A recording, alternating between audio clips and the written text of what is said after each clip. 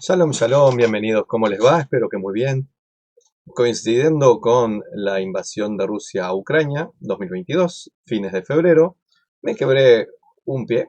No es muy importante comparado con el tema de la invasión, las muertes, los desastres, las destrucciones que está ocurriendo, que está provocando Rusia sobre Ucrania y sobre el mundo, sobre los propios rusos también. No es tan importante el piecito, lo mencioné simplemente para decir que tuve mucho tiempo para estar en casa, para escuchar radio, para no ver muchos informativos porque están flechados, pero sí escuchar gente judía que vive en Ucrania, lo que cuentan, lo que pasa, escuchar diferentes cuestiones que están pasando en Israel, algunos comentarios que se ven en Twitter, en distintos lugares, escuchar a rabinos explicar su sabiduría al respecto de la guerra y ver gente muy fanatizada y gente muy ideologizada y gente muy necia, hablando, opinando, cuestionando. Vi gente que le echa la culpa, evidentemente, a Estados Unidos y al imperialismo yanqui. Gente ciega y necia que las hay y abundan.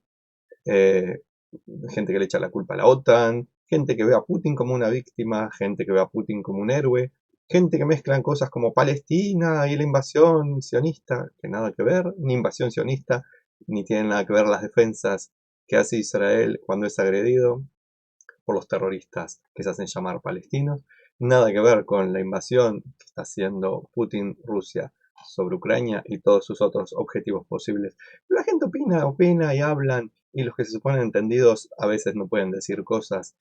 Porque, por ejemplo, Israel, el Estado de Israel, le costó definirse cuál era su posición con respecto a lo que estaba pasando.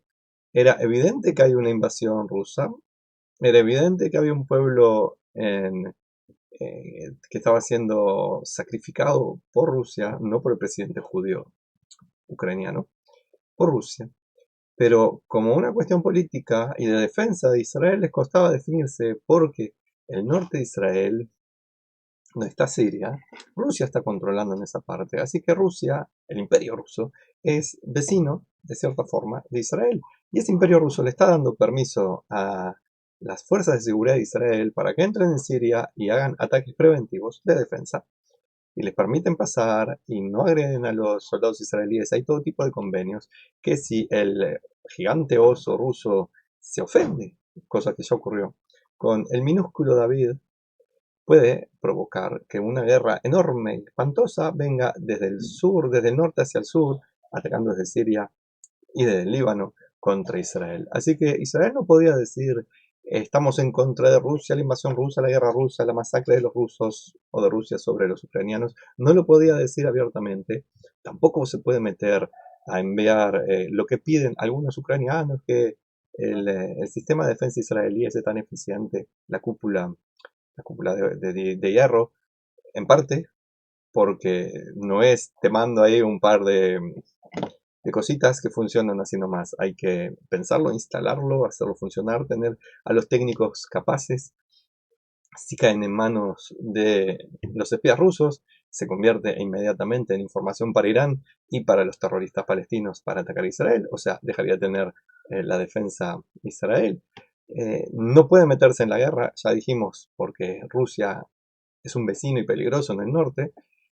Al mismo tiempo, envía ayuda a los ucranianos, médicos y insumos que no son militares y son de defensa y alimentos para tener agua potable, etc. Y hace todo lo que puede para ser un minúsculo país del primer mundo en el Medio Oriente, pero que no es una potencia mundial. Y está también los otros que saltan diciendo, pero los ucranianos salvaron judíos en la Segunda Guerra Mundial. Cosa que es cierto, hubo bastantes ucranianos que son de los justos entre las naciones, así como se les llama, que se arriesgaron ellos para salvar judíos de las huestes nazis, pero también es cierto que Ucrania es y fue un país muy antisemita. No sé si las perogrulladas que dice Putin y sus amigotes de que hay que desnazificar Ucrania es real, no tengo idea, no conozco el asunto. Sé que hay alguna brigada militar o paramilitar, Azov, grupo militar que sí es tendencia nazi, etc. Pero Ucrania tiene un presidente judío, orgulloso de ser judío, orgulloso de su pasado judío. Pero vuelvo a decir, Ucrania es famosa por su antisemitismo. Quizás hoy no tanto, pero lo hay. Y lo hubo abundante, los pogromos famosos de hace 3, 4 siglos, matanzas impresionantes durante todo el siglo XX, ayudas a los nazis de parte de los ucranianos en contra de los judíos. O sea, no es un país muy favorable hacia los judíos, o no lo fue. Pero, y hay gente al respecto que dicen, entonces es el momento de que los judíos estemos contentos de que Rusia invada Ucrania. Lo cual parece una reverenda estupidez, una fuera de todo contexto y racionalidad también, porque los inocentes actuales no tienen la culpa de las calamidades que provocaron sus antepasados, número uno.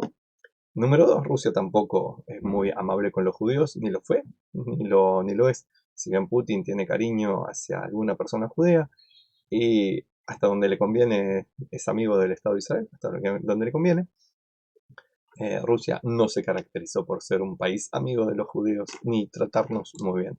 O sea, son países complicados para los judíos, lo fueron mucho más antes, lo siguen siendo ahora, pero ese no es el tema acá. Unos opinan que es Rusia, unos opinan que es Ucrania, unos opinan que son los nazis, otros opinan que son los Estados Unidos, algunos dicen que la guerra, y otros dicen la segunda venida del Cristo, y otros dicen viene el Mashiach, y otros dicen el Zohar dice que va a atacar Rusia y que si pasa a los Dardanelos entonces viene el Mashiach, y otros dicen que el profeta dijo que cuando el oso ataque no sé cuánto, y todo el mundo está con sus especulaciones, con sus ideas, con sus creencias. Alguna puede ser atinada, otras no. Otros dicen se viene el fin del mundo, otros dicen es Soros y los Illuminati y los masones y los sionistas y el control del mundo y el nuevo orden mundial y la agenda no sé cuánto. En mi desconocimiento no tengo idea, pero la gente habla, habla y habla. Mientras tanto, la gente sufre en Ucrania, evidentemente, y sufren en otras partes del mundo y sufrirán más si la guerra continúa y ni qué decir si se escala esto a niveles nucleares. Entonces, ¿qué podemos hacer nosotros? Nosotros personalmente podemos hacer como hacen muchos de rezar. Está muy bien, Dios es un poder. Dios no precisa nuestros rezos en realidad. Él sabe trabajar solito. Los rezos son para nosotros, no para Dios. Pero podemos rezar como dicen muchos. Algunos mandaron con gran ingenuidad y ternura posts por WhatsApp, por Telegram, que ruso de paso, por Facebook, etc. Encendamos una vela por la paz, todo bien. Otros van frente a las embajadas rusas o consulados a hacer sus manifestaciones. Otros ponen cosas en Twitter apoyando esto, apoyando aquello. Cada uno encuentra la forma de ayudar o desayudar como encuentra. Evidentemente los que opinan y que los medios de desinformación masiva como RT, Russia Today, deberían seguir funcionando. Pues no, y no es censurar, quitar propaganda que está precisamente propagandeando la guerra y la matanza de gente, no importa civiles o militares. No es censura, en realidad es cuidar la salud mental de un país y de su gente, la salud emocional también. Pero más allá de eso, ¿qué podemos hacer nosotros? Se están haciendo campañas para donación de dinero. Por ejemplo, del Fondo Nacional Judío se pide que la gente, judía o no, done plata para poder rescatar gente, generalmente judíos, porque es el fondo judío para llevar a Israel, pero gente de Ucrania, y para darles sustento y para darles lugar, se puede apoyar con dinero esas donaciones. Se puede apoyar enviando cartas de pedido de que cese la guerra a las embajadas rusas, o también todo lo que uno encuentre que sea positivo. Si es rezar, que sea rezar, si es aprender más del tema, aprender más del tema, si es comentar con la gente para ver si se puede aclarar la cosa.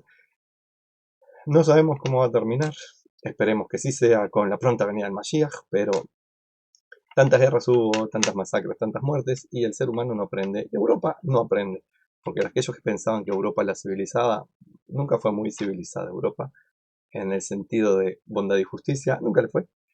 Quizás estuvo mejor un poquito, pero en sus actitudes hacia el Estado de Israel y hacia los judíos, que no cambiaron mucho desde la Segunda Guerra Mundial, y especialmente de la Shoah, siempre con ese odio, siempre con esa necesidad de maltratar a los judíos y al Estado judío, entre otros, defendiendo a terroristas, eh, apoyando a terroristas, aplaudiendo a terroristas en contra del Estado de Israel, pidiendo que haya un Estado en lugar del Estado de Israel, que es un Estado terrorista.